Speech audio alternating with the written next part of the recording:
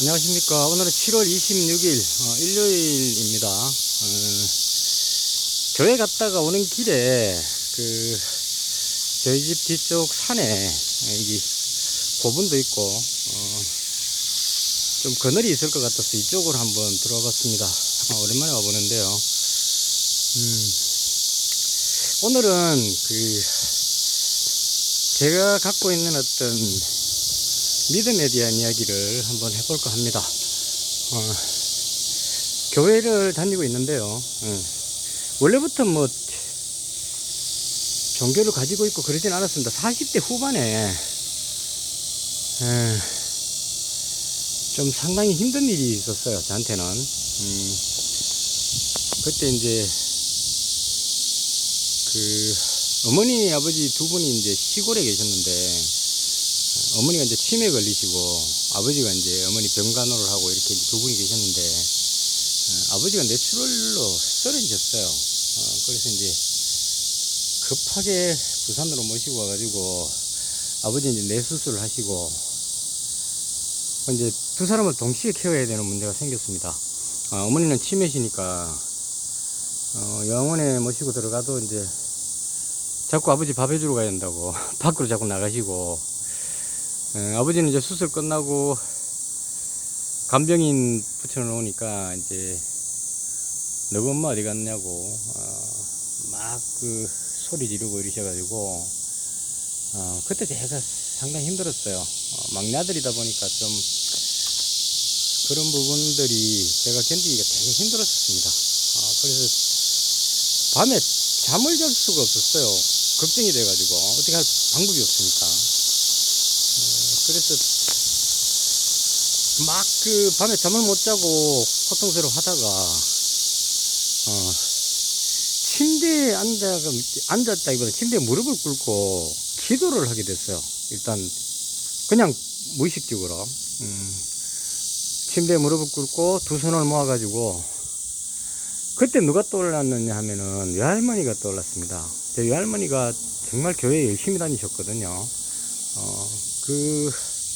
교회까지 먼 거리를 이제 연세 많으셨을 때 거동이 좀 되게 불편하실 텐데 아침 식사하시고 지팡이 짚고 그 산길을 걸어 중간에 쉬어가면서 이제 도착하면 교회 예배 시간이었다 그래요. 예배 보고 그 다음에 이제 예배 마치고 집에 들어오면 이제 저녁 시간이 되는 뭐 이런 식으로 그 정도로 열심히 다니셨는데 나중에는 꿈에서 이제 보통 이제 교회 다니는 사람들 요단강 건너간다 이런 표현을 쓰는데요. 꽃이 아주 화려한 그런 곳을 갔다가 오셨다는 그런 이야기도 하셨습니다. 그러니까 깜빡 이제 의식을 잃었다가 다시 깨어나신 그런 느낌이었었어요. 그래서 일단 다른 것보다 아버지는 이제 뇌출혈 수술을 받으셨으니까 이제 치료하면 되는데 어머니 치매가 이제 상당히 힘들었습니다. 기억이 안 되니까 자꾸 아버지 밥 해주러 가야 된다고 평생을 이제 일하면서 밥을 해주신 그게 돼가지고 자꾸 밖을 나가버리니까 방법이 없었어요. 그래서 외할머니가 떠오르면서 기도를 했습니다. 정확하게 기억은 나지 않지만 대충 할머니 당신 딸이 지금 너무 힘들어합니다. 하늘나라에 계시거든 제발 좀 도와주세요 이런 식이었던 것 같아요. 그래서 거의 뭐 한참을 울면서 기도를 하고 그러다가 이제 잠이 들었는데 자고 일어났는데 그 다음날이 일요일이었습니다. 저희 집에는 이제 둘째 누님이 교회를 열심히 다니십니다. 권사님이신데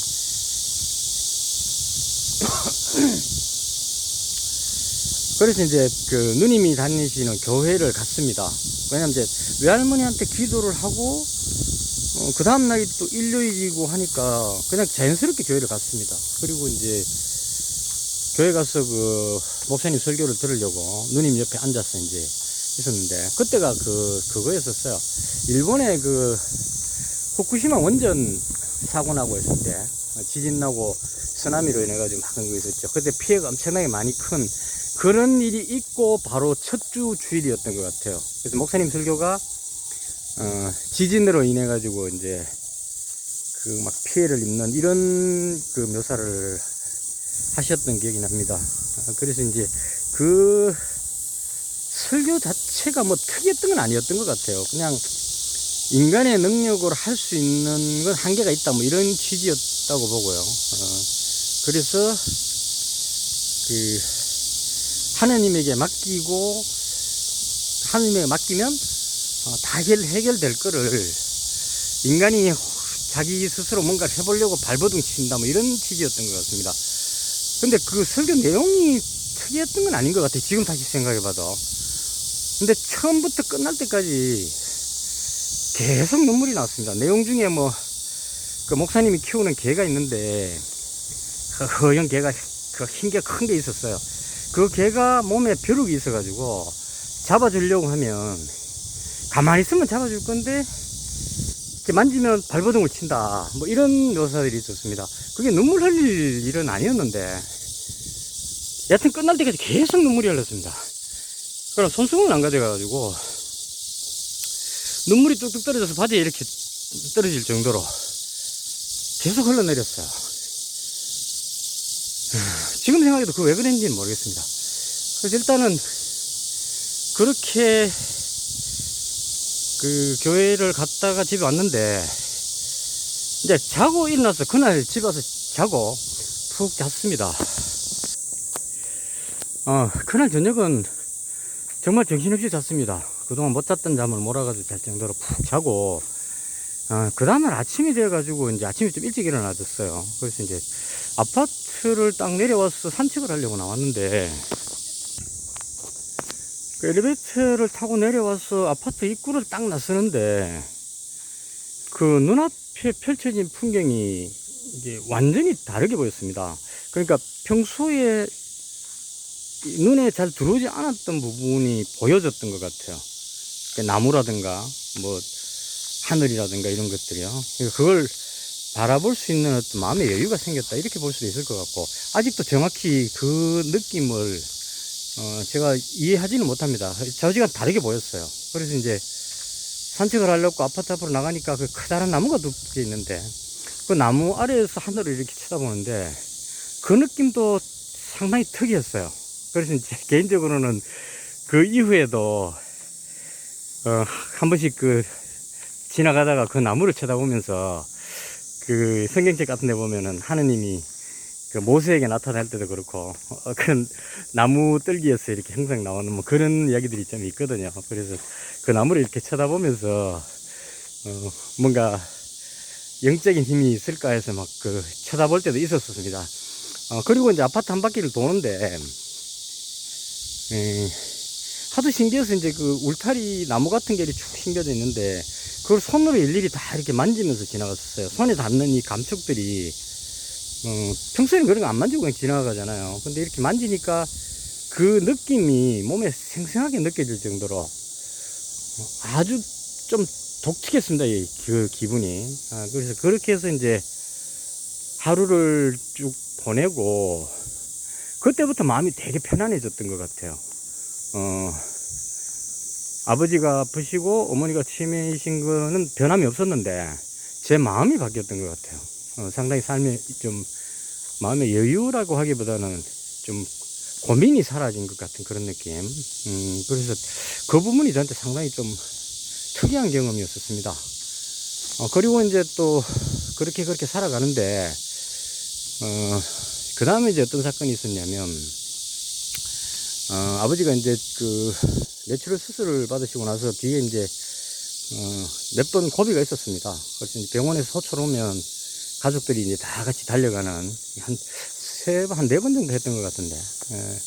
그래서 마지막에 그때 병원에 달려갔을 때는 병원에서 아주 위급한 목소리로 이제 빨리 와야 된다 이렇게 해서 이제 달려갔었습니다. 달려갔는데 폐 쪽에 뭔가가 안 좋았던 것 같아요. 그래서 이제 응급실에서 급하게 이제 수술실 잡아놓고 이제 올라가기 전에 그때 이제 형님 누님들하고 다 거기 모였었습니다. 모여서 이제 아버지 마지막 그 수술실로 올라가기 전 마지막 모습을 보라고, 그래서 이제 다 모여서 이제 그 아버지를 뵀는데 의식이 없는 상태였었어요. 그래서 이제 의사 선생님이, 그러니까 준비를 하셔야 될지도 모르겠습니다. 이런 식으로 이야기했던 것 같습니다. 그래서 이제 그 누님이 이제 둘째 누님이 아버지 그 기저귀 갈아드리고 있었고, 이제 다른 형제들은 그 만약에 사태에 대비해서 이후에 어떤 상황에 대한 이야기, 어디를 연락을 해야 되느냐라든가 뭐 이런 이야기를 하고 있었고, 제가 이제 아버지 옆에 앉아가지고 아버지 손잡고 그때 이제 기도를 했습니다. 대충 이런 느낌이었어요. 평생 일만 하시다가 고생하셨는데 이대로 공포에 떨다가 바로 가시는 건 안 된다. 이대로 가시면 안 됩니다 하고 이제 하느님의 기도였던 것 같아요. 제발 살려주십시오. 뭐 이런 기도였던 것 같습니다. 그래서 간절히 기도를 했고, 근데 그 수술실에 올라갔다가 그 담당 의사 선생님이 원인을 찾아내는 것 같아요. 그 아팠던 원인을. 그래서 거의 뭐 원인이 그 회복이 돼 갖고 그 치료가 돼서 내려오신 거예요. 그때 이제 제가 조금 그 부분은 지금도 그런 부분들을 제가 경험을 하는데, 과연 그게 기도의 힘인가 아니면 의사 선생님의 어떤 능력인가 뭐 이런 그 부분이죠. 근데 그건 중요하지 않은 것 같아요. 중요한 건 중요한 것은 제가 기도를 했다는 것과 그리고 그 일이 잘 해결됐다는 그 부분이 중요한 게 아닌가 싶습니다.